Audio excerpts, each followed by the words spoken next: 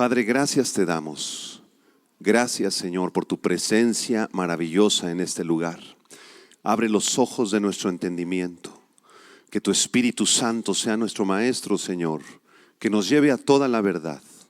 Háblanos acerca de las cosas que están por venir, para que tu iglesia esté velando y orando, esperando el arrebatamiento, Señor, esperando el traslado de la iglesia al cielo, Señor. Háblanos, te lo pedimos en el nombre de Jesús. Amén. La palabra de Dios, abran sus Biblias en el libro de Apocalipsis, capítulo 20. Apocalipsis, capítulo 20, verso del 1 al 10, en un tema que se titula Satanás y el reino de los 1000 años. Esta es la segunda parte de una serie que estamos compartiendo acerca del reino de los 1000 años o del milenio. Y el título, repito, es Satanás y el reino de los 1000 años. Apocalipsis 20 del 1 al 10 dice así la revelación bíblica. Vi a un ángel que descendía del cielo con la llave del abismo y una gran cadena en la mano. Y prendió al dragón, la serpiente antigua que es el diablo y Satanás, y lo ató por 1000 años. Y lo arrojó al abismo y lo encerró y puso su sello sobre él, para que no engañase más a las naciones hasta que fuesen cumplidos 1000 años. Y después de esto debe ser desatado por un poco de tiempo. Versículo 4. Y vi tronos y se sentaron sobre ellos los que recibieron facultad de juzgar. Y vi las almas de los decapitados por causa del testimonio de Jesús y por la palabra de Dios, los que no habían adorado a la bestia ni a su imagen, y que no recibieron la marca en sus frentes ni en sus manos, y vivieron y reinaron con Cristo 1000 años. Pero los otros muertos no volvieron a vivir hasta que se cumplieron 1000 años. Esta es la primera resurrección. Versículo 6. Bienaventurado y santo el que tiene parte en la primera resurrección. La segunda muerte no tiene potestad sobre ellos, sino que serán sacerdotes de Dios y de Cristo y reinarán con él 1000 años. Cuando los 1000 años se cumplan, Satanás será suelto de su prisión y saldrá a engañar a las naciones que están en los 4 ángulos de la tierra, a Gog y a Magog, a fin de reunirlos para la batalla, el número de los cuales es como la arena del mar. Y subieron sobre la anchura de la tierra y rodearon el campamento de los santos y la ciudad amada, y de Dios descendió fuego del cielo y los consumió. Versículo 10. Y el diablo que los engañaba fue lanzado en el lago de fuego y azufre, donde estaban la bestia y el falso profeta, y serán atormentados día y noche por los siglos de los siglos. Amados hermanos, la vida cristiana es retratada en la Biblia como una batalla. Estamos en guerra, una guerra espiritual entre Cristo y Satanás, entre la luz y las tinieblas, entre el reino de Dios y el reino del diablo. Hay una batalla constante entre los ángeles de Dios y los demonios de Satanás. Los hijos de Dios en este mundo nos enfrentamos todo el tiempo con las fuerzas de las tinieblas comandadas por Satanás. Y debemos darnos cuenta que estamos en medio de esta guerra espiritual, que el que habita dentro de nosotros, quien es Jesucristo y su Santo Espíritu, es mayor que Satanás. Es más poderoso que el diablo, porque mayor es el que está en mí, decía el apóstol, que el que está en el mundo. Así que todos los días tú debes tomar conciencia de esta guerra espiritual y estar preparado para enfrentarla. Quien encabeza los ejércitos de las tinieblas es el enemigo de Dios. En el Antiguo Testamento la palabra utilizada para referirse a él es Satán o Satanás, que significa simplemente adversario, el enemigo. Eso en el Antiguo Testamento. En el Nuevo Testamento no se le llama más Satanás, se le llama diabolos en el griego, que se tradujo diablo, que significa calumniador, difamador y el que acusa falsamente. En cuanto a su origen, el diablo no fue creado por Dios. Muchos tienen la siguiente pregunta teológica: ¿y quién creó al diablo? ¿A quién se le ocurrió crear al diablo? Bueno, el diablo no fue creado por nadie. Dios no creó al diablo. Dios creó a un querubín, a Lucifer, que significa hijo de la aurora o lucero de la mañana. Dios creó a este querubín protector dedicado a la adoración. Originalmente la función de Lucifer era alabar y adorar a Dios con el canto y con instrumentos musicales. Por esa razón el diablo, después de que se rebeló contra Dios, tiene un odio especial hacia los músicos cristianos y hacia quienes dirigen la alabanza. Por eso ellos van al frente de la batalla los domingos. Cuando adoramos a Dios junto con ellos, estamos abriendo el ambiente espiritual para recibir la palabra de Dios. Estamos en guerra espiritual. El origen de Lucifer lo encontramos en el libro de Ezequiel capítulo 28. A partir del versículo 13 se nos dan informaciones importantes acerca de quién era Lucifer y cómo es que se convirtió en Satanás. Ezequiel 28:13 dice la Biblia: en Edén, en el huerto de Dios estuviste. Está refiriéndose a Satanás. De toda piedra preciosa era tu vestidura, de cornerina, de topacio, jaspe, crisólito, berilo y ónice, de zafiro, carbunclo, esmeralda y oro. Los primores de tus tamboriles y flautas estuvieron preparados para ti en el día de tu creación. Observen cómo Lucifer tocaba tamboriles, flautas, un cantante extraordinario con una voz privilegiada. Verso 14: tú querubín grande protector, yo te puse en el santo monte de Dios, allí estuviste, en medio de las piedras de fuego te paseabas. Perfecto eras en todos tus caminos desde el día que fuiste creado hasta que se halló en ti, ¿qué cosa? Maldad. En la mente de Lucifer, Dios encontró maldad. Verso 16: a causa de la multitud de tus contrataciones, fuiste lleno de iniquidad y pecaste, por lo que yo te eché del monte de Dios y te arrojé de entre las piedras del fuego, oh querubín protector. ¿Cuál fue el pecado de Lucifer? Versículo 17: se enalteció tu corazón, se llenó de soberbia y orgullo. A causa de tu hermosura corrompiste tu sabiduría, y a causa de tu esplendor yo te arrojaré por tierra, delante de los reyes te pondré para que miren en ti. La Biblia nos revela, amados hermanos, que este querubín protector pecó contra Dios. Su pecado fue llenarse de orgullo, de soberbia, de envidia. Él quería tomar el lugar de Jesucristo. Él quería ser como Dios. Él es el autor de la caída del ser humano. Él, Satanás, fue sin duda quien organizó y influyó en la mente de Herodes para asesinar a todos los niños menores de 3 años en el pueblo de Belén, para destruir la vida del Mesías. Fue Satanás quien tentó a Jesucristo más adelante en Mateo capítulo 4. Fue el diablo quien puso en el corazón de Judas Iscariote que entregase a Jesucristo para ser muerto en Juan capítulo 13. Vemos pues cómo Satanás ha querido destruir la vida de Jesucristo y de todos los cristianos, porque él envidia a Jesús. Él siempre ha querido ser como Jesús. Por eso una de sus principales estrategias es imitar a Jesús. Las funciones principales del diablo son matar, robar, destruir. Además, él pervierte y tuerce las escrituras, porque él conoce la Biblia a perfección, pero no la usa para ganar las almas. Él la usa para engañar a las almas. Tuerce las escrituras, obstaculiza el evangelio de Cristo.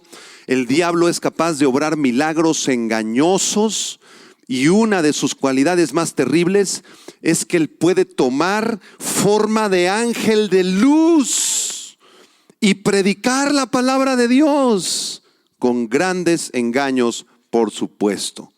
Otra de las funciones del diablo es arrancar de los corazones la palabra bendita de Dios que fue sembrada para que las personas no crean y se condenen con él en el infierno.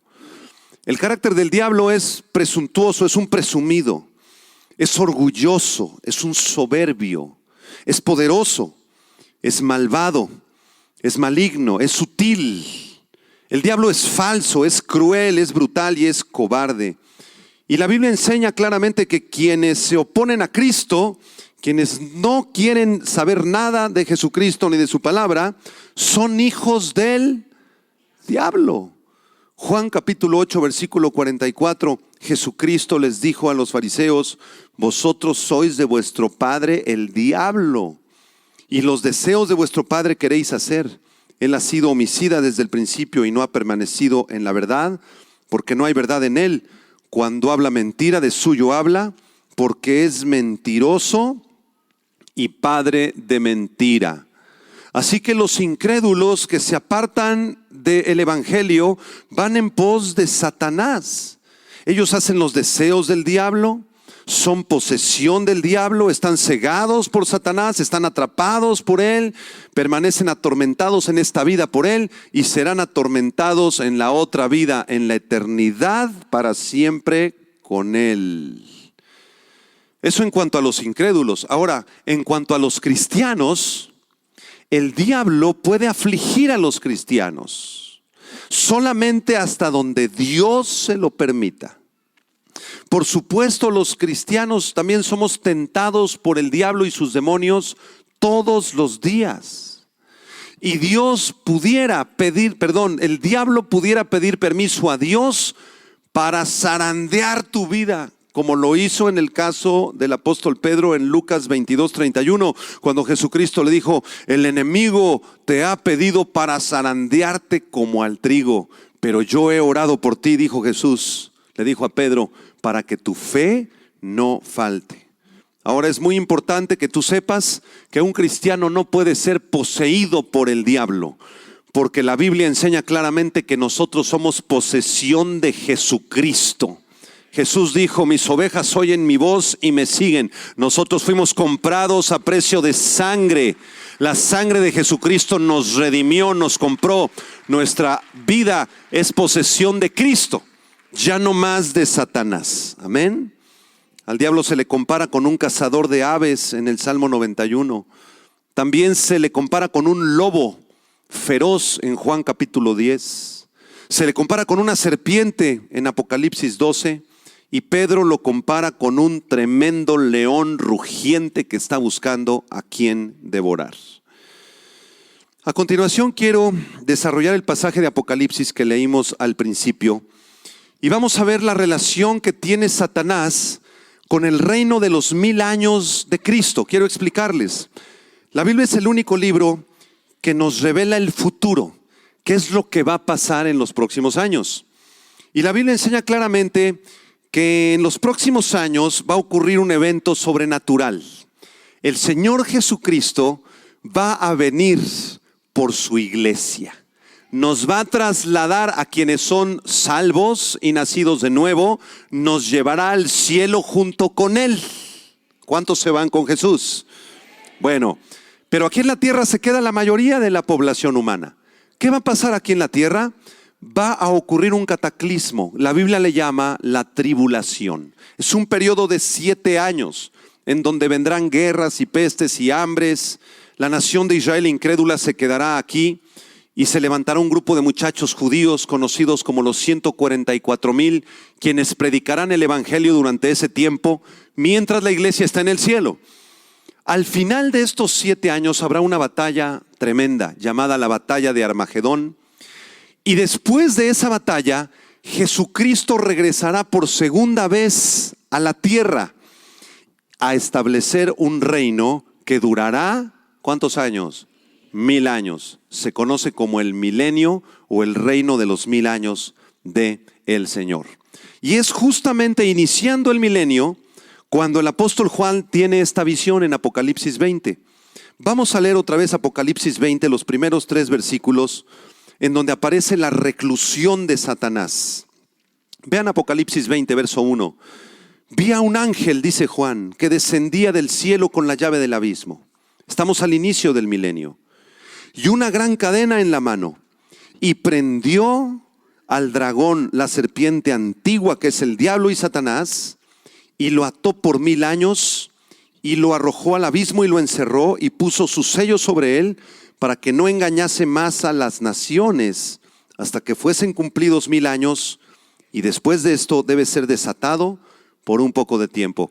Quiero que observen en primer lugar al ángel que aparece en el versículo 1.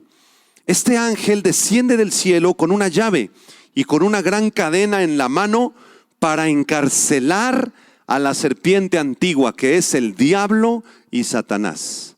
La Biblia no nos revela la identidad de este ángel. Es posible que sea el arcángel Miguel, porque es el gran adversario de Satanás en la Biblia. El arcángel Miguel ayudó a Daniel en el capítulo 10 y aparece también en Judas 9 contendiendo contra Satanás. Así que es posible que sea el arcángel Miguel, aunque la Biblia no nos lo aclara.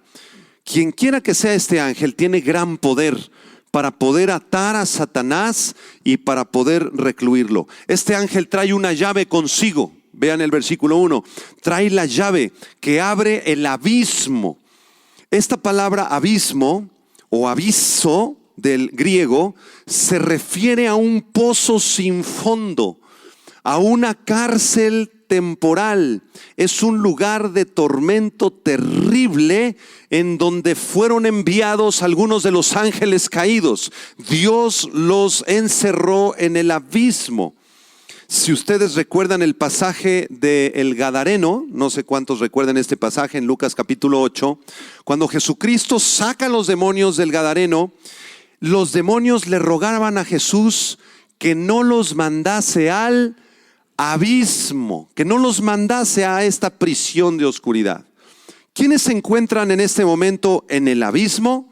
Se encuentran ángeles caídos, de acuerdo al la primera carta de Pedro capítulo 3 verso 19. Hay espíritus encarcelados que en otro tiempo desobedecieron. Es muy posible que estos espíritus sean los demonios de Génesis capítulo 6, que pervirtieron la genética de las mujeres humanas, y de esa perversión surgieron los gigantes. Esto se encuentra en el libro del Génesis capítulo 6. Dios castigó a esos ángeles caídos y los envió al abismo. Muy bien. Ahora, en el futuro, cuando regrese Jesucristo a establecer su reino de 1000 años, Satanás también será echado temporalmente al abismo.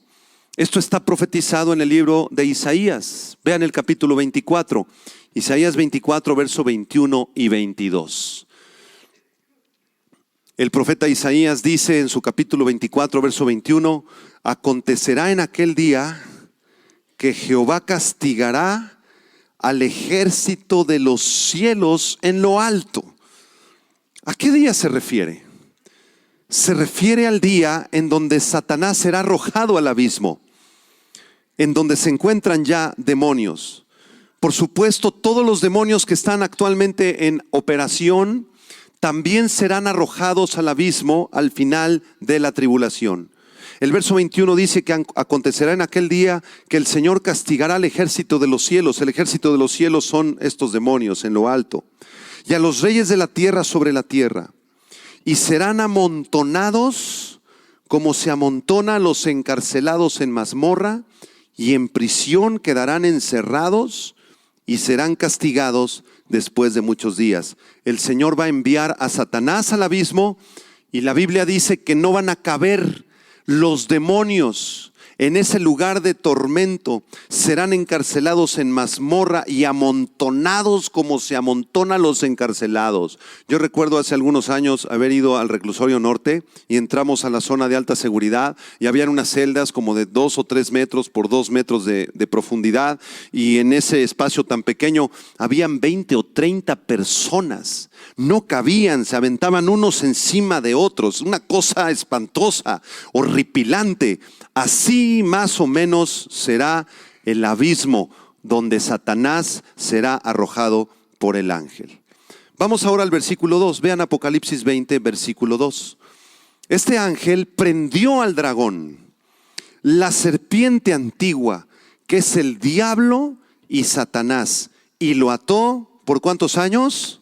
Por 1000 años. Observen en el versículo 2 que se le da 4 nombres o 4 títulos a Satanás. Vamos a explicarlos brevemente. En primer lugar, se le llama dragón. Este es un título dado a él 12 veces en Apocalipsis. Y este título nos habla de que Satanás es un ser de naturaleza brutal, feroz, es abusivo, es asesino y es cruel. Todos los secuestradores, asesinos y ladrones que están operando aquí en México y en el mundo entero están bajo la posesión de su padre, de Satanás, quien es como un dragón. En segundo lugar, se le llama serpiente antigua, versículo 2. Serpiente antigua. Este título nos remonta al huerto del Edén. Recuerdan cómo Eva fue tentada por esta serpiente, que por supuesto era Satanás. También en tercer lugar se le llama diablo. Como ya lo expliqué, este título significa calumniador o significa el chismoso con malicia.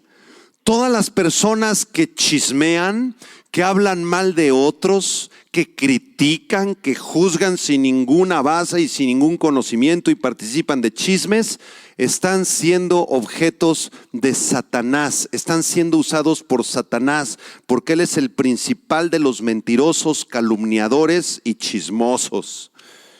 Y el cuarto título que se le da a Satanás es precisamente su nombre, Satanás, del hebreo, que significa el adversario.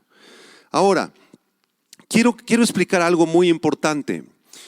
Muchos de ustedes se estarán preguntando en este momento, ¿por qué el Señor va a atar a Satanás y lo va a enviar a esa prisión de oscuridad hasta que termine la tribulación? ¿Por qué no de una vez, ahorita mismo lo ata y que se acabe la maldad en el mundo? ¿Por qué Dios permite el mal? ¿Por qué Dios le da oportunidad a cientos de miles de demonios de cometer asesinatos y homicidios y adulterios y robos? ¿Por qué Dios no impide la maldad? Bueno, debemos comprender que de forma temporal Dios le da permiso a Satanás de llevar todas estas atrocidades en el mundo.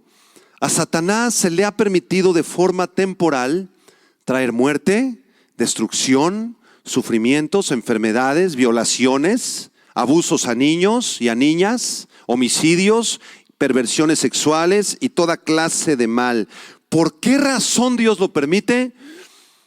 Bueno, la Biblia dice que Dios lo permite para mostrar su gran gloria y poder de salvación al mundo por medio de Jesucristo de la forma más majestuosa posible. Pastor, no entendí nada. Quiero explicarte un poco más. En Romanos capítulo 5, versículo 20, la Biblia dice que cuando abundó el pecado, cuando el pecado fue brutal, cuando los abusos a los niños menores y las violaciones fueron brutales, dice Romanos 5:20, que mucho más sobreabundó la gracia de Dios. Dios le permite al diablo hacer todas sus maldades para él manifestar de una manera mucho más grande su gloria y su amor para con nosotros. Porque nuestro Dios es mucho más poderoso que el diablo. Nuestro Dios es mucho más poderoso que Satanás. Para los que todavía tienen dudas, no, pastor, su respuesta no me dejó satisfecho. No estoy de acuerdo con esa respuesta. Bueno, quiero hacerte otras preguntas. Si Dios no permitiera el mal, ¿cómo sabrías tú lo que es el bien? Si Dios no permitiera el pecado, ¿cómo sabrías tú lo que es el perdón? Si Dios no hubiera permitido las densas tinieblas de Satanás, ¿cómo te enterarías, cómo percibirías la gloriosa luz de Dios en la faz de Jesucristo? sería imposible. Para que podamos definir el día, necesitamos comprender lo que es la noche. Para que podamos comprender la luz, necesitamos saber lo que es la oscuridad. Para que podamos recibir la gracia salvadora de Dios, debimos haber todos nacido en pecado bajo la maldición de Satanás. Por esa razón, Dios lo permite. ¿Cuántos dicen amén? Satanás ha cegado el entendimiento de los incrédulos para que no les resplandezca la gracia de Dios. Una de las funciones principales de Satanás es cegar el entendimiento de las multitudes, para que cuando reciban este evangelio digan: no, eso no es cierto. Yo voy a seguir en mi religión, voy a seguir en mi ateísmo. Esos son cuentos de hadas. Quiero decirte que este libro es la palabra de Dios y en este momento tú estás escuchando la verdad de Dios. Abre tus ojos y no le permitas a Satanás cegar tu mente y tu corazón para dejar de recibir la palabra de Dios. Durante el reino de los 1000 años, toda fuente externa de tentación será quitada. Regresamos a Apocalipsis 20. Vean el versículo 3, por favor. Este poderoso ángel, dice el versículo 3, prendió a Satanás y lo arrojó al abismo. Y digan conmigo, y lo encerró y puso sus sellos sobre él, para que no engañase más a las naciones hasta que fuesen cumplidos 1000 años. Y después de esto, debe ser desatado por un poco de tiempo. Quiero explicarle esto. Mire, esto es hermoso. Cuando Jesucristo venga por segunda vez, va a establecer un reino maravilloso, físico, literal y espiritual aquí en el planeta Tierra. El milenio no es un cuento, no es de carácter alegórico. Pues el milenio es como una caricatura, como una alegoría. No, hermanos. La Biblia enseña claramente que el milenio será un reino físico, literal y espiritual también, que Jesús establecerá aquí en nuestro planeta Tierra. Amén. Él va a venir físicamente y lo vamos a ver con nuestros ojos. Y Él va a gobernar desde la ciudad santa de Jerusalén. Él va a redimir a sus escogidos, a toda la nación de Israel. Y vamos a gobernar junto con Él. Ya no habrá naciones como las conocemos, no habrá México, Estados Unidos, Canadá, sino que Él establecerá nuevas naciones, pero todos perteneceremos a un solo reino, el reino milenial de Jesucristo. El Rey de Reyes y el Señor de Señores está a punto de regresar al planeta Tierra a establecer su reino de justicia y de santidad aquí.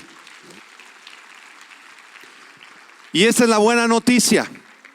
El diablo y todos sus demonios van a ser atados, encarcelados con cadenas y serán arrojados al abismo durante 1000 años. Esto significa que toda la actividad diabólica y demoníaca que está ocurriendo actualmente cesará.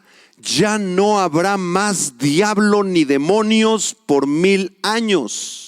Eso significa que la pornografía será erradicada, la pederastia se terminará, las mentiras de los políticos cesarán, las violaciones y los abusos a niños cesarán, los robos, los secuestros y las perversiones sexuales cesarán y hasta los gasolinazos se acabarán. ¿Qué te parece? Porque quien va a gobernar será Cristo, el Rey de Reyes y el Señor de Señores. Se acabó Satanás y los demonios, al menos por 1000 años. Quiero leerles una descripción de cómo será el milenio. Isaías capítulo 11, versículo 5 en adelante. Isaías 11, verso 5. Este es un pasaje escatológico. La escatología es la rama de la teología que estudia los últimos tiempos, las profecías del futuro. Entonces Isaías 11 es un capítulo escatológico. Isaías nos está hablando del futuro y en estos versículos nos habla del reino de los 1000 años. Mire lo que dice Isaías 11:5. Morará el lobo con el cordero y el leopardo con el cabrito se acostará. El becerro y el león y la bestia doméstica andarán juntos y un niño los pastoreará. Dios va a quitar la ferocidad en los animales debido al pecado. Las rosas ya no van a tener más espinas. Los árboles serán más frondosos. Ya no habrá más contaminación. Un niño va a tener de mascota a un león. Imagínate que te diga tu hijito en el milenio: papá, consígueme un tigre de mascota. Sí, mi hijito. Versículo 7. La vaca y la osa pasarán, sus crías se echarán juntos, los hijitos de la vaca y los osesnos dormirán juntos, y el león como el buey comerá paja. El león dejará de ser un animal carnívoro y se volverá un animal herbívoro. Versículo 8. El niño de pecho, el recién nacidito, jugará sobre la cueva del áspid o de las cobras, de las serpientes. Y el recién destetado extenderá su mano sobre la caverna de la víbora. Así los recién naciditos jugarán con esas víboras gigantes, esos pitones, ¿verdad? Esas víboras de 8 o 10 metros del Amazonas. Ya no morderán más y Dios les quitará su veneno. Versículo 9. No harán mal ni dañarán en todo mi santo monte, porque, diga conmigo, la tierra será llena del conocimiento de Jehová, como las aguas cubren el mar. Todos los seres humanos en el milenio conocerán a Jesucristo. El conocimiento del Dios eterno inundará el planeta Tierra, así como las aguas cubren el mar. Gracias, Señor, qué maravillosa es tu palabra. Y ahí vamos a estar nosotros, hermanos. Gloria a Dios. Debido a que la actividad satánica va a cesar, ya no habrán más tentaciones, ni habrá más robo, ni muerte, ni destrucción. Al principio del milenio, durante los primeros siglos del milenio, los polos de la bondad y la maldad se invertirán. Quiero explicárselo. Actualmente, si hiciéramos una entrevista, digamos, a 1 millón de personas, ¿cuántas de esas personas serían nacidas de nuevo? ¿Cuántas piensa usted? Muy poquitas. Porque angosto es el camino y estrecha es la puerta que conduce a la salvación. Amén. Muy poquitas, quizá unas 20,000 o mucho menos posiblemente.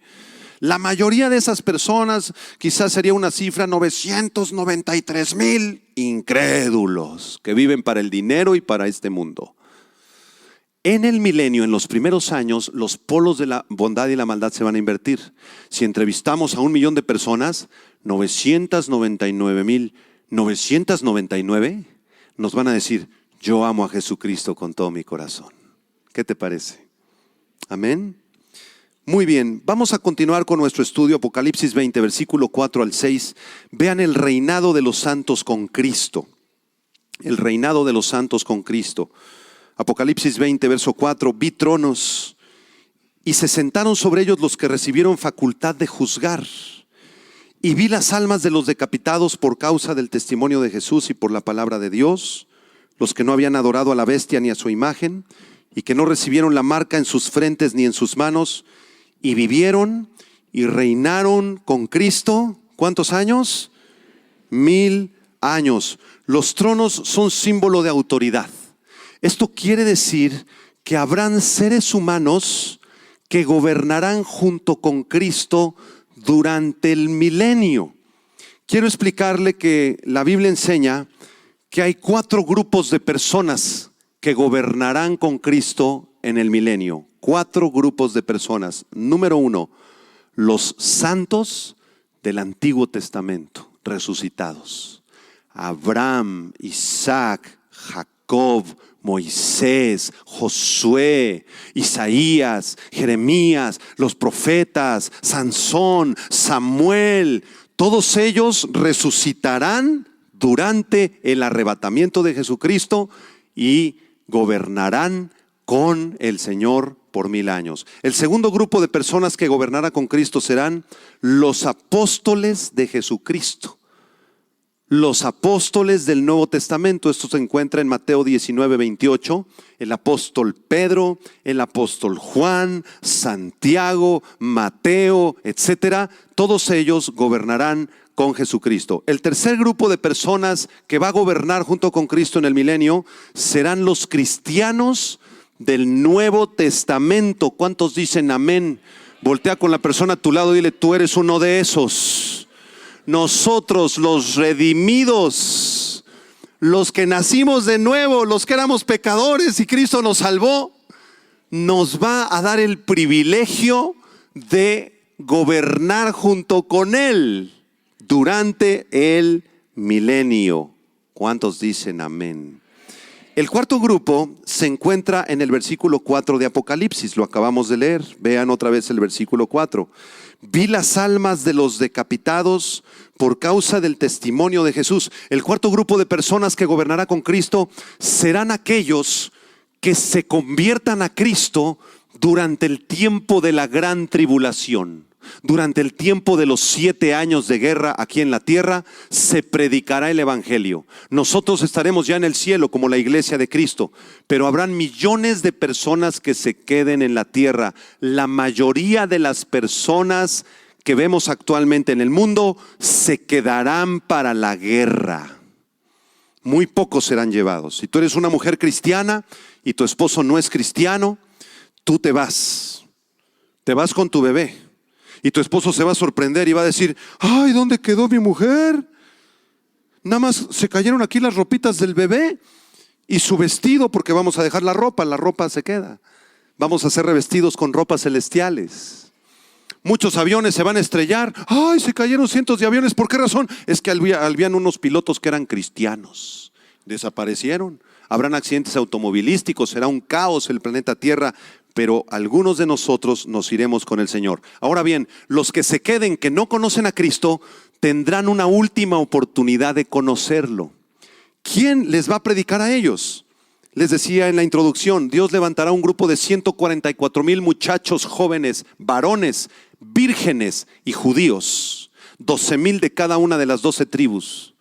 Lo cual multiplicado suma 144,000. Y estos muchachitos que aparecen en Apocalipsis 7 van a predicar el evangelio y muchos se van a convertir. Pero van a tener que rechazar al anticristo. El anticristo va a poner una marca en la frente y en la mano derecha. Algunos han sugerido que esto puede ser un chip que se está ya metiendo actualmente. Los japoneses ya lo diseñaron. Es un chip que te meten en la mano o aquí en la frente, a través del cual tú puedes hacer compras y ventas o identificarte cuando pasas a otro país. Muy bien, ellos son el cuarto grupo. Ellos reinarán también con Jesucristo en la tierra. Vamos a Apocalipsis 20. Vean el versículo 5 y versículo 6. Versículo 5. Pero los otros muertos no volvieron a vivir hasta que se cumplieron 1000 años. Esta es la primera resurrección. Hay otro grupo de muertos que son los muertos de este tiempo, impíos. Los millones de muertos que murieron en el pasado y que no conocieron a Cristo, resucitarán para un juicio de condenación. Y esto será exactamente al final del milenio. Versículo 6. Bienaventurado y santo el que tiene parte en la primera resurrección. Digan conmigo: bienaventurado y santo el que tiene parte en la primera resurrección. La segunda muerte no tiene potestad sobre estos, sino que serán sacerdotes de Dios y de Cristo y reinarán con Él. ¿Cuántos años? 1000 años. Esta es una bienaventuranza en Apocalipsis. La palabra bienaventuranza, Macarios del griego, significa simplemente feliz. Felices aquellos que tienen parte en la primera resurrección. ¿Cuál es la primera resurrección? Ocurrirá cuando Jesucristo traslade a su iglesia al cielo, antes de la guerra de 7 años. Por ejemplo, si un hermano en Cristo muere el día de hoy, su alma y su espíritu van al cielo. Amén. A la presencia de Dios. Y supongamos que el traslado sea todavía dentro de algunas décadas más. Cuando llegue el momento del traslado, su alma y su espíritu regresarán a la tierra y se unirán a su cuerpo físico resucitado y glorificado. Los muertos en Cristo resucitarán primero. ¿Cuántos de ustedes tienen esa esperanza de resurrección? Esa es la primera resurrección.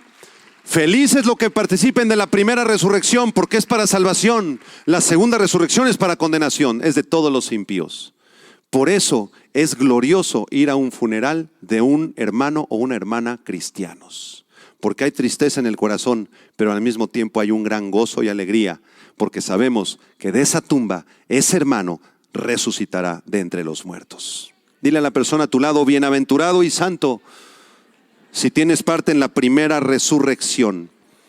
Si tú eres hijo de Dios y si tú eres hija de Dios, pues una de dos: o te vas en el traslado con este cuerpo que será transformado y glorificado en un abrir y cerrar de ojos, o quizá todos nosotros muramos y pase esta generación, pero regresaremos para ser resucitados y gobernaremos con Jesucristo durante 1000 años. En 1 Pedro capítulo 2 la Biblia dice que somos real sacerdocio, que somos nación santa, que somos pueblo adquirido de Dios para que anunciemos las virtudes de aquel que nos llamó de las tinieblas a su luz admirable. Diga conmigo: soy un sacerdote de Dios.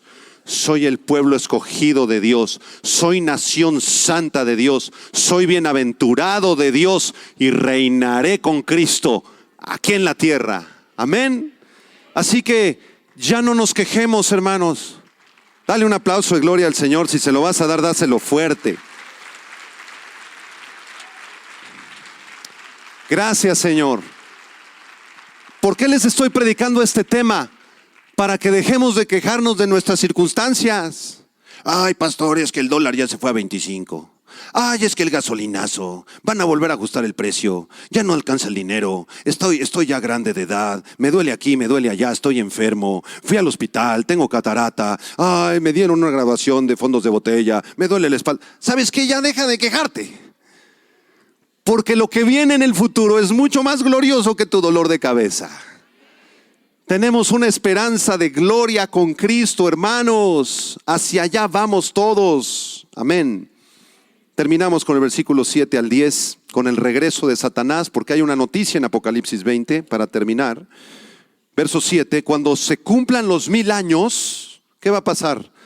Satanás será suelto de su prisión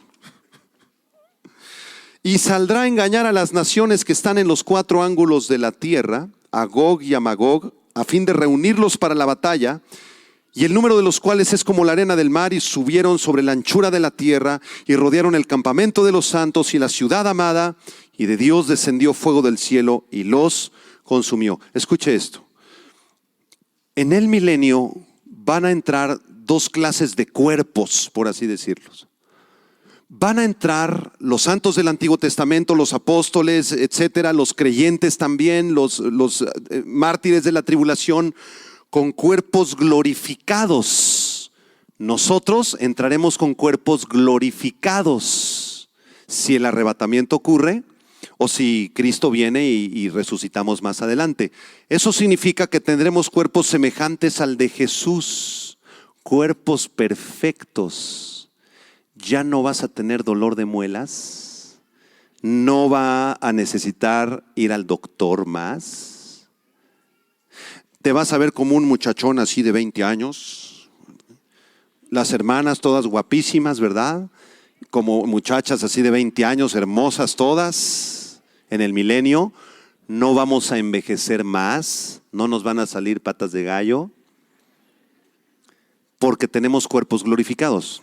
Amén. Es una enseñanza en la Biblia. Pero también va a haber otro tipo de cuerpos.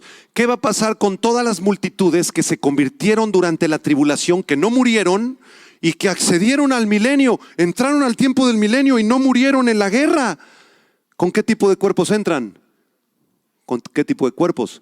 Con cuerpos normales como el tuyo y el mío. Por eso en el milenio habrá reproducción sexual. Estas personas que entren con cuerpos mortales, con cuerpos como los nuestros, se multiplicarán, tendrán bebés. Y aunque el estado del milenio será de perfecta paz, amor y gozo, aún en ellos, por la naturaleza que heredaron pecaminosa, sus hijos y sus nietos y bisnietos a lo largo de los 1000 años comenzarán a pervertirse otra vez. El pecado volverá a entrar en ellos, no en quienes tienen cuerpos glorificados. Por esa razón, Satanás iniciará la última rebelión que se menciona en el versículo 8 y 9. Saldrá a engañar a las naciones de la tierra. ¿A cuáles naciones? Pues que no estábamos ya en el milenio y era todo perfecto. No, hermanos, al final del milenio habrá una última rebelión de las naciones de la tierra, pero Dios los consumirá a todos con fuego, dice el versículo 9. Y vean el verso 10 para terminar. ¿Qué va a pasar con Satanás después de esta última rebelión? Y el diablo que los engañaba, diga conmigo, fue lanzado en el lago de fuego y azufre, donde estaban la bestia y el falso profeta, y serán atormentados día y noche por los siglos de los siglos. El diablo tiene contados sus minutos, hermanos. El diablo, aunque al final del milenio va a volver a rebelarse con las naciones, ni siquiera los 1000 años que estuvo atado lograron cambiarlo. Al final de esos 1000 años, él iniciará una última revolución en contra de Jesucristo. Su odio será más grande en contra de Jesucristo. Su resentimiento y envidia será más grande en contra de Jesucristo. Pero el Señor Dios Todopoderoso lo enviará a donde pertenece, al lago de fuego y azufre. Es por esa razón que mientras más nos acercamos a la tribulación, más ataques del diablo, y más oscuridad del diablo, y más secuestros y asesinatos y maldad de Satanás, porque sus minutos están contados. Es como un partido de fútbol, imagine por un momento, en donde uno de los equipos le va ganando al otro 10-0. Es la final del mundial de fútbol, imagine. Y entonces quedan 2 minutos de tiempo en el reloj. ¿Cómo se comportan los equipos que van perdiendo generalmente cuando les quedan 2 minutos de juego y van perdiendo 10-0? Dicen, no, pues ya que nos gane, ya ni más. No, hermanos, comienzan a tirar patadas, los expulsan, les sacan la tarjeta roja, les muerden la oreja a los otros, les dan de golpes, ¿verdad? Es lo mismo, Satanás está dando las últimas patadas que tiene, porque su futuro será en el lago de fuego, donde ya se encontraban la bestia y el falso profeta, quienes son seres humanos. La bestia es el anticristo, y el falso profeta estuvieron operando durante la tribulación. El anticristo será el operador político y el falso profeta el operador religioso de Satanás. Son personas. Quiero que observen que ya se encontraban en el lago de fuego. Eso significa que el infierno es eterno. Igual que la vida para los justos es eterna, la muerte y la condenación también es eterna. Hay una falsa doctrina, el aniquilacionismo, que enseña, no, Dios es tan bueno que va a aniquilar las almas de los impíos para que no sufran tanto. Ese es un error. Hay otra doctrina que se llama el universalismo. Al final todos seremos salvos. No importa que seas católico, mormón, protestante, ateo, testigo de Jehová. No le hace. Dios es tan maravilloso que al final a todos nos va a salvar. El infierno no existe, está aquí en la tierra. No es verdad. El infierno está en el centro de la tierra. Es un lugar físico y espiritual en donde serán atormentados el diablo, el anticristo, el falso profeta, junto con todos aquellos que rechazaron a Jesucristo. En esta tarde yo quiero invitarte a que tú le entregues tu vida a Cristo, a que ya no estés jugando con Dios. Todas las señales proféticas se están cumpliendo a perfección. La Biblia es la verdad y nos da todo el cuadro profético hacia el futuro. Ya quien no quiera creerlo, no es porque falten evidencias, no es porque te falte raciocinio o intelecto. Si no quieres creer en la Biblia, es porque hay un problema moral en tu corazón, porque hay pecado en tu corazón, porque amas más el pecado que a Dios. Y esta mañana Dios te ha hablado claramente. Dios te ha dicho que Él viene pronto, que Él va a establecer un reino de 1000 años, que al final habrá un juicio eterno, que el infierno es un lugar que sí existe. Y en esta hora del día todavía hay oportunidad para que te arrepientas, para que te vuelvas a Dios. Vuélvete a Dios con todo tu corazón. Él te ha hablado durante esta conferencia. Si has escuchado hoy su voz, no te endurezcas. Abre tu corazón. Toma a Dios en serio. Quizá hay jóvenes o jovencitas aquí que dicen, pues está interesante la conferencia, pero a mí no me interesa entregarme a Dios.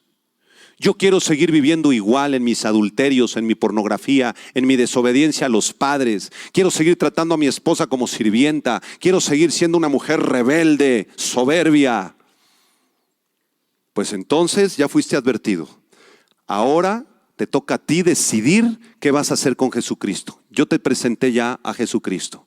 Él es un Dios de amor, de misericordia. Él pagó tus pecados en la cruz. Él llevó tu juicio y tus maldiciones en la cruz del Calvario. Porque de tal manera amó Dios al mundo que entregó a su Hijo Jesucristo para que cualquiera que crea en Él no se pierda, mas tenga vida eterna. Hoy tú tienes oportunidad de tener vida eterna. No la desperdicies. Entrégate a Jesús.